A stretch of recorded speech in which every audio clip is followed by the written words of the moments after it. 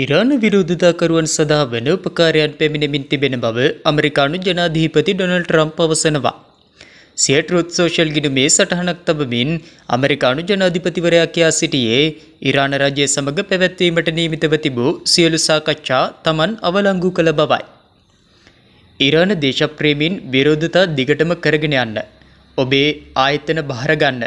ඝාතකයන්ගේ සහ අපයෝජකයන්ගේ නම් සුරැකිව තබා ගන්න. ඔවුන් විශාල මිලක් ගෙවන්න නියමිතයි.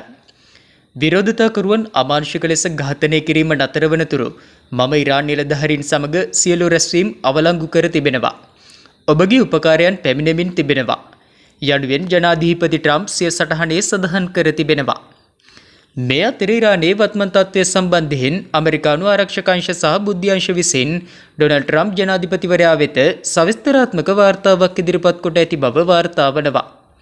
එහිදී ඉරානයට එරෙහිව ප්‍රහාර එල්ල කරන ඉලක්ක, මෙහෙයුම් සැලසුම්, සයිබර් ප්‍රහාර සහ මනෝමූල මෙහෙයුම් ගැන ඇමරිකානු ජනාධිපතිවරයාට දීර්ඝ ලෙස කරුණු දක්වා තිබුණු බවයි වාර්තා වන්නේ. මේ අතර ඉරානයේ ඇති වී තිබෙන විරෝධතාවලදී මියගිය සංඛ්‍යාව 2000 ඉක්මවා ඇති බව මානව හිමිකම් සංවිධාන පවසනවා.